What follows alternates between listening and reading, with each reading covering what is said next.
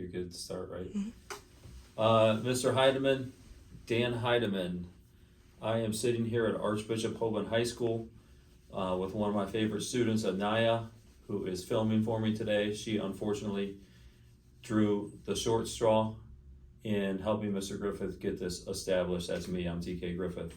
So thank you for giving me this opportunity. I'm going to hop right into the questions and do the best I can. Number one, building identity beyond the jersey. First of all, without even looking at the first question, I mean, this is why I coach. If there was an identity beyond the jersey, it would just be empty for me personally, because I don't want it to be just about basketball. I'm the head basketball at Archbishop Hoban High School, have been in this role for 33 years, and love what I do here. And it feels empty. It doesn't feel right if all we care about is the basketball part of it. So having said that, you do get sucked into the competitiveness of it at times, but and maybe when you're in the heat of the battle, it's hard to step back and see this. But normally, I just don't want it to be about basketball, because I feel like that's a losing formula. If I never want a student athlete to come to Hoban for basketball. I really don't want them to come to Hoban for any sport, because I feel like that's the wrong reason to be here. I want somebody to come to Hoban because they fall in love with our community, they fall in love with our values. They feel the authenticity that we have at Hoban, that really is kind of like our unique special sauce. And we call Hoban a healing environment, and I want them to be attracted to an environment of acceptance, an environment of healing. And when I have a bunch of people who are at Hoban to play basketball, but because they love the school first, then it's much easier to lose with a group of guys like that. And then once we can lose together and yet still stay together, then we always seem to we find a way to win. Not necessarily to win games, but normally just to win in life. And then we do win some games because that group is not going to fragment when they do lose, because they're here for a bigger reason than just basketball. They're not here just selfishly for basketball. Basketball is a good part of their experience, but they're here because they love Hoban. So I wanted to talk about that. Number one, the importance of athletes not being tied to their identity solely to sport, and how do I encourage my players to explore interests outside of basketball? So, great question. I think I answered number one probably in everything that I just talked about right there. As far as encouraging players to explore interests outside of basketball, I often bring in books and poetry to inspire them. Probably once every 2 weeks, or maybe once every 3 weeks, we do something called night sessions, where it's a competitive, you work with a partner and you do a competitive series of drills under a time constraint. And then when you're done with those drills, you answer a trivia question, and whoever wins, the partnership that wins, they normally get a book. Like, for instance, I just happen to have some of these right here. These are two of my favorite, These are two of my favorite books right here that I often will give my players if they win one of those experiences, or just give a player in general if they're struggling. This is called What You're Made For by George Raveling. This is one of the most powerful books I've ever read. I really encourage people in your class to read it. And then this is called Man's Search for Meaning by Viktor Frankl. And this is about trying to maintain a spirit of hope in the worst of circumstances.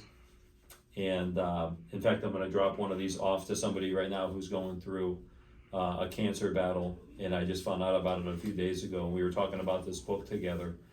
So I encourage them to explore interests outside of basketball, because I think they see me, they know I'm an English teacher here at Hoban. I'm an AP language English teacher, so they already know I have interests outside of basketball. And, we talk about stuff like that. So I want them to be who they are. We encourage kids to have musical instrument passions. I play guitar in my classes. Sometimes I play guitar at school assemblies a little bit. And I think they see me model that, and then hopefully they will live that. The role of parent, coaches, and mentors in helping young athletes see themselves as more than athletes. Yeah, it takes a village to develop this perspective that we're talking about here. But at Hoban, it's just natural. At least I think in my program it's natural, but I think in most of our programs it's pretty natural for the kids to not feel that they're just a pawn in a system, but that they're more well-rounded, rich richly passionate about other things besides basketball, and we encourage that a lot. So I like topic number one. Topic number two: the role of coaches in shaping life after sport. How do you prepare your athletes not just for the next game, but for life after the final whistle?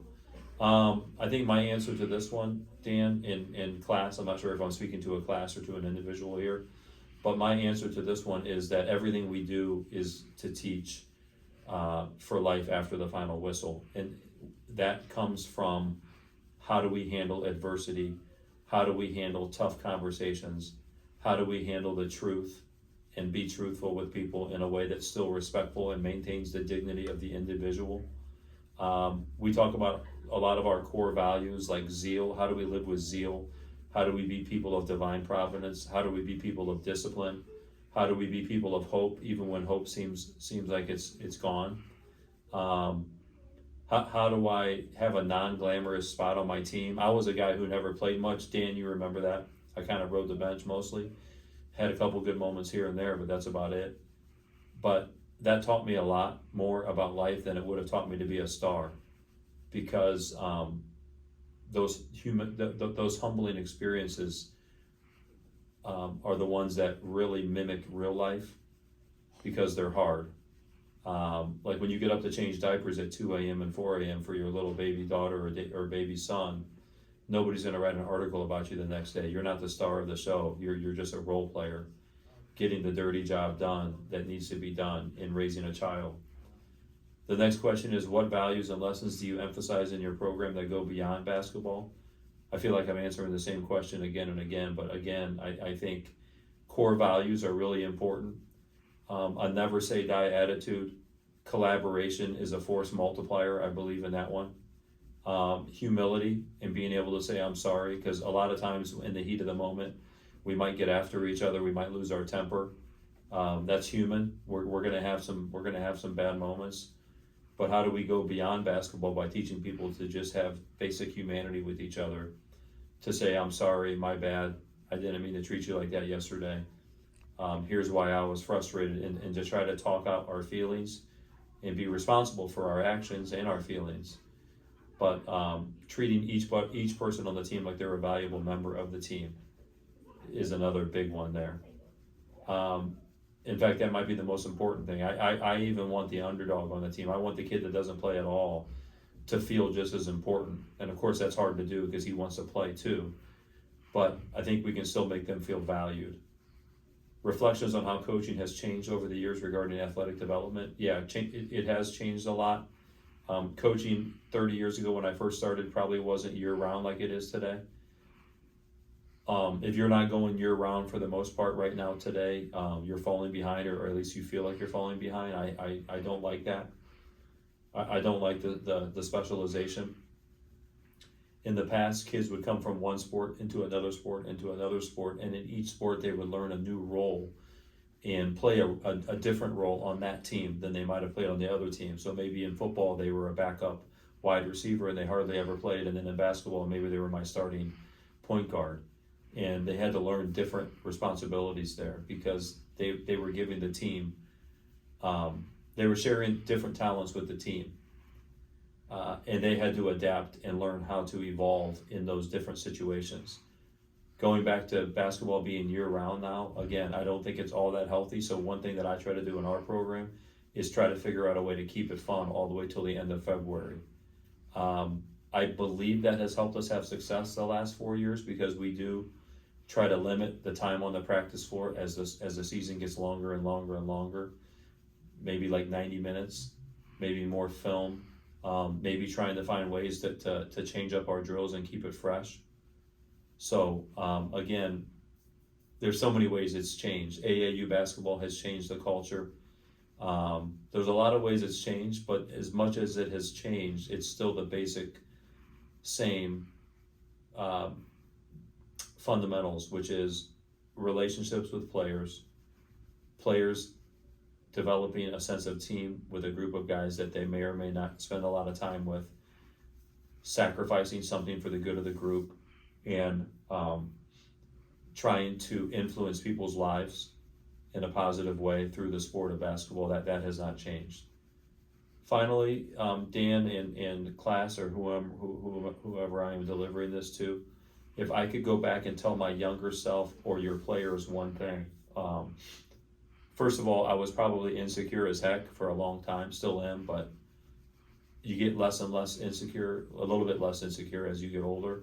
So if I could go back to my younger coaching self, I would try to take the insecurity out of it and be more comfortable with who I am, not having to play a tough guy role or not having to play any other role other than who I am.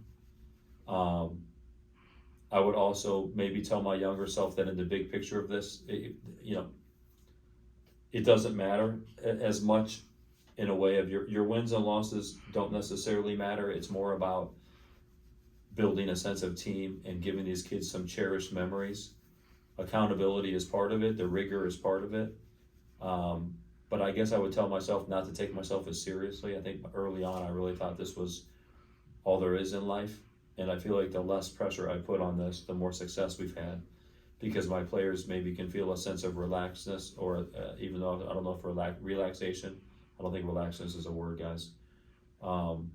If I could tell my players one thing, I would tell them to play with a sense of non-judgment, and it's okay to make mistakes, and just have a resilient next play mentality. Let's not focus on what didn't go right. Let's focus on what we could do next, how I can influence a teammate. And that if there's one thing that I'll remember forever, it's not really how good you are, it's the way you treat your teammates that people always seem to remember as you get older.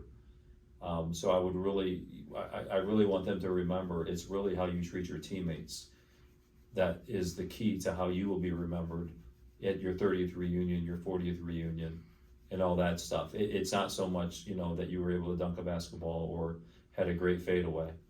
Yeah, they might allude to that, but if you were a jerk to your teammates, or you were selfish, or you were a cancer on the team, they never forget that. But if you were like humble and you were resilient and you always tried to lift others up, they'll never forget that. Those are things that go way beyond the playing court. So Dan, I'm sorry, I did not rehearse this at all, and I just wanted to go through. I never really told my story really all that effectively, but I guess this is a good first take, and if you need more, please let me know. TK Griffith, Archbishop Hope High School. I teach English here. I head basketball coach for the boys, and I'm the VP of Constituent Relations Admission, and kind of one of the principals here too, although my role just changed. I'm more of the VP of the school now. So thank you so much, folks, and I hope that was helpful.